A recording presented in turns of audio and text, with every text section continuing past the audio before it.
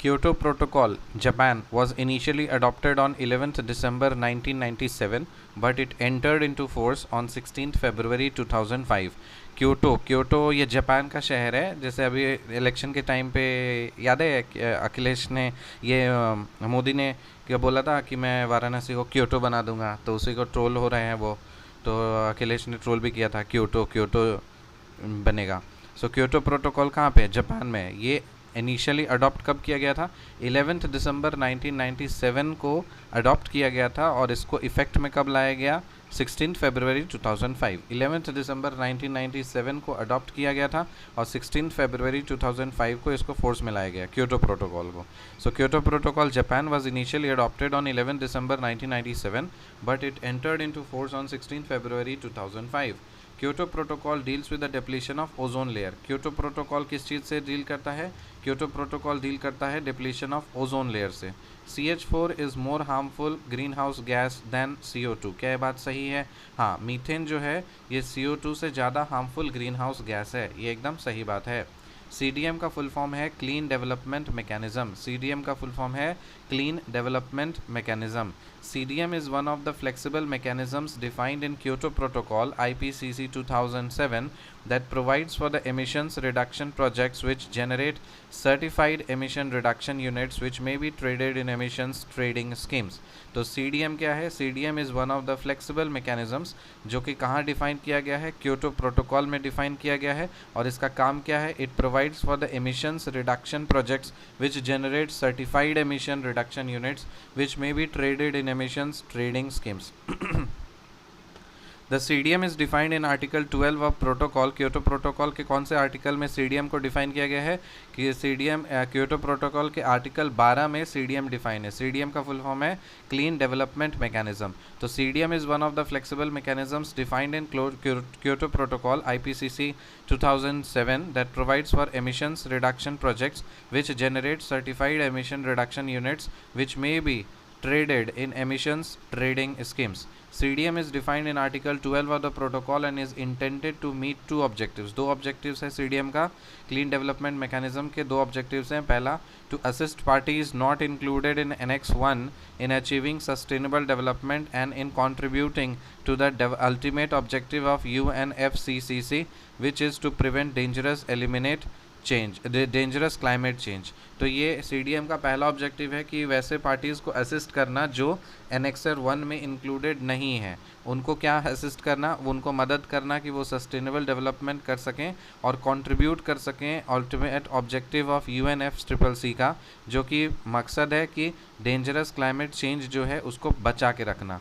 दूसरा ऑब्जेक्टिव है to assist parties included in Annex 1 in achieving compliance with their quantified emission limitation and reduction commitments, that is greenhouse gases emission caps। तो देखो, एक objective है उनके लिए जो एनेक्सर 1 में इंक्लूडेड है, और एक ऑब्जेक्टिव है उनके लिए जो एनेक्सर 1 में इंक्लूडेड नहीं है।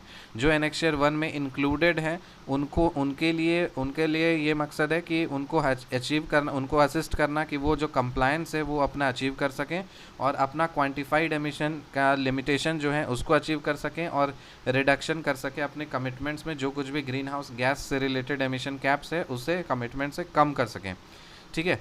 और एनेक्सर 1 में जो इंक्लूडेड नहीं है उनको सस्टेनेबल डेवलपमेंट के लिए हेल्प करना और कंट्रीब्यूट करना उनको अल्टीमेट ऑब्जेक्टिव ऑफ UNFCCC के लिए, जो कि बचा के रखना है क्लाइमेट चेंज को प्रिवेंशन के लिए। UNFCCC का फुल फॉर्म क्या होता है? United Nations framework convention on climate change. United Nations framework convention on climate change. तो UN क्या है? यूनाइटेड नेशंस, F से है फ्रेमवर्क, CCC मतलब convention on climate change. CDM in respect of carbon credits is one of the Kyoto Protocol mechanism। So CDM क्या है? CDM in respect of carbon credits, carbon credits के respect में this is one of the Kyoto Protocol mechanism। So CDM जो है ना, ये एक तरह का Kyoto Protocol mechanism है, clean development mechanism। So CDM is in respect of carbon credits is one of the Kyoto Protocol mechanism। Under CDM the projects handled pertain only to Annex 1 countries। Under CDM the projects handled pertain only to Annex 1 countries। So देखो, CDM के अंदर में जो होगा ना projects कौन होंगे? वही जो होंगे जो Annex 1 कंट्रीज़ होंगे। Kyoto Protocol invented the concept of carbon emission trading, whereby carbon credits were a flexibility mechanism. Under this flexibility mechanism, NX1 मतलब developed countries जो है could use the carbon credits to meet their emission reduction commitments. तो Kyoto Protocol ने एक concept दिया है carbon credit का. तो ये जो कॉन्सेप्ट है कार्बन क्रेडिट का, the concept of carbon mechanism trading, whereby the carbon credits were a flexibility mechanism. तो जहाँ पे ये जो कार्बन क्रेडिट्स है ना, ये एक तरह का फ्लेक्सिबिलिटी मैकेनिज्म है. इस फ्लेक्सिबिलिटी मैकेनिज्म में जो NX1 कंट्रीज है, NX1 मतलब जो डेवलप्ड कंट्रीज है ना, could use the carbon credits to meet their emission reduction commitments. तो वो अब कार्बन क्रेडिट्स का इस्तेमाल कर सकते हैं अपने रिडक्शन कमिटमेंट्स को, एमिशन को में मतलब मीट करने के लिए, to meet their emission reduction commitments. तो उनका कमिटमेंट है कि एमिशन को रिड्यूस करना है. रिकैप करो. Kyoto Protocol Japan was initially adopted on 11th December 1997, but it entered into force on 16 February 2005. Kyoto Protocol deals with the depletion of ozone layer. CH4 is more harmful greenhouse gas than CO2.